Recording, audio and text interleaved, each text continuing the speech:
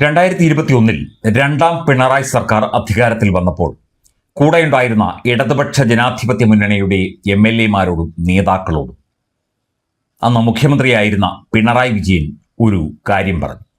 ആ കാര്യം ഇതായിരുന്നു: VD സതീശൻ എന്ന ആളാണ് പ്രതിപക്ഷ നേതാവ്. അയാളുടെ കൂടെ കുറച്ച് MLA-മാരേ ഉള്ളൂ എങ്കിലും അയാളെ നമ്മൾ സൂക്ഷിക്കണം. അയാൾ നിയമസഭയിൽ ഒരു തീപ്പന്തമായി ജ്വലിക്കും. പ്രശസ്തനായ ഒരു മാധ്യമ പ്രവർത്തകൻ കഴിഞ്ഞ ദിവസം പറഞ്ഞ വാക്കുകളാണ് ഇത്. സത്യമാണ്. VD സതീശൻ പ്രതിപക്ഷ നേതാവായിരിക്കുന്ന ആ ഒരു കാലഘട്ടത്തിൽ അദ്ദേഹം ഉന്നയിച്ച ചോദ്യങ്ങൾ, അദ്ദേഹം ഉന്നയിച്ച വിഷയങ്ങൾ എത്ര സങ്കീർണമായ വിഷയമായാലും അത് കൃത്യമായി നിയമസഭയിൽ അവതരിപ്പിക്കാനും പലപ്പോഴും മുഖ്യമന്ത്രി അടക്കമുള്ളവരുടെ ഉത്തരം മുട്ടിക്കാനും VD സതീശന് കഴിഞ്ഞു എന്നത് നമ്മളെല്ലാവരും കണ്ടതാണ് രണ്ടാം പിണറായി സർക്കാർ. ആ VD സതീശനാണ് ഇന്ന് മുഖ്യമന്ത്രിയായി ഇപ്പോൾ ഈ UDF സർക്കാരിൻ്റെ നേതൃത്വം വഹിക്കുന്നത്. തീർച്ചയായിട്ടും ശ്ലാഘനീയമായ, വളരെ സ്തുത്യർഹമായ തൻ്റെ രാഷ്ട്രീയ പരിചയത്തിലൂടെ കേരള ജനതയ്ക്ക് വേണ്ടിയാണ് അദ്ദേഹം അന്ന് ശബ്ദിച്ചത്. വലിയ വലിയ കോളിളക്കങ്ങൾ ഉണ്ടാക്കാൻ സാധിച്ചില്ല എന്നാൽ പോലും കൃത്യമായി കാര്യങ്ങൾ അവതരിപ്പിക്കുന്നതിൽ, കൃത്യമായി കാര്യങ്ങൾ മുഖത്ത് നോക്കി ചോദിക്കുന്നതിൽ, മുഖ്യമന്ത്രിയുടെ അടക്കം മുഖത്ത് നോക്കി ചോദിക്കുന്നതിൽ ഒക്കെ തന്നെ വലിയ തോതിലുള്ള അഭിനന്ദനങ്ങളാണ് അന്ന് VD സതീശൻ ഏറ്റുവാങ്ങിയത്. ജനങ്ങളുടെ അഭിനന്ദനങ്ങളാണ് ഏറ്റുവാങ്ങിയത്. സതീശൻ KC വേണുഗോപാലിനെ സന്ദർശിച്ചു. അതിനുശേഷം അദ്ദേഹവും ഒന്നിച്ച് വാർത്താ സമ്മേളനവും ഇന്ന് നടത്തുകയുണ്ടായി. അദ്ദേഹം പറഞ്ഞത്, നിങ്ങൾ ചില മാധ്യമങ്ങൾ വിചാരിക്കുന്നത് പോലെ ഞങ്ങൾ തമ്മിൽ പ്രശ്നങ്ങളൊന്നുമില്ല, ഞങ്ങൾ ചെറുപ്പത്തിലെ കൂട്ടാണ്. AK ആന്റണി പറയുമായിരുന്നു, കൂട്ടുകാർ വരുന്നുണ്ട് എന്ന് പറയുമായിരുന്നു. ഇവർ രണ്ടുപേരും വരുമ്പോൾ ഒരുമിച്ച് യാത്രകൾ ചെയ്തിട്ടുണ്ട്. ഡൽഹിയിൽ നിരവധി തവണ സന്ദർശനങ്ങളും ചർച്ചകളും നടത്തിയിട്ടുണ്ട്.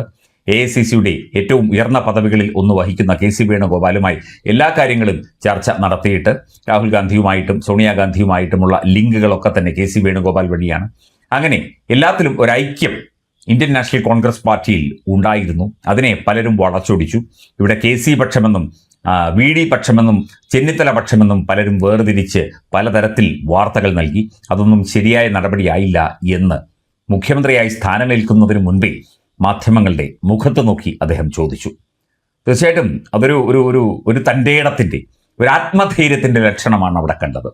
അദ്ദേഹത്തിന് വേണമെങ്കിൽ KC വേണുഗോപാലിനെ സന്ദർശിച്ചിട്ട് എന്തെങ്കിലും പറഞ്ഞിട്ട് പോകാമായിരുന്നു. പക്ഷെ അദ്ദേഹം പറഞ്ഞത്, ചില മാധ്യമങ്ങൾ വാർത്തകൾ വളച്ചൊടിച്ചു, ചില മാധ്യമങ്ങൾ ഇല്ലാത്ത കഥകൾ പ്രചരിപ്പിച്ചു, ചില മാധ്യമങ്ങൾ പലരുടെയും പക്ഷം പിടിച്ചു, ചില മാധ്യമങ്ങൾ തനിക്കെതിരെ പ്രവർത്തിച്ചു തുടങ്ങിയ കാര്യങ്ങൾ. അതൊന്നും ശരിയായ മാധ്യമ പ്രവർത്തനമല്ല, മാധ്യമധർമ്മമല്ല എന്നുള്ള കാര്യം പൊതുവേദിയിൽ മാധ്യമങ്ങളോട് തന്നെ ചൂണ്ടിക്കാട്ടുകയാണ് സതീശൻ ചെയ്തത്. അപ്പോൾ പിണറായി വിജയൻ പറഞ്ഞതുപോലെ തീർച്ചയായിട്ടും സതീശനെ ഒന്ന് കരുതിയിരിക്കണം. ഇവിടെ പ്രതിനായകനല്ല, യഥാർത്ഥ നായകൻ നമ്മുടെ പ്രതിപക്ഷ നേതാവ് പിണറായി വിജയനാണ് എന്നൊക്കെ പറഞ്ഞ് ചില CPM സൈബർ ഹാൻഡിലുകളിൽ ചില പോസ്റ്റുകളൊക്കെ കണ്ടു.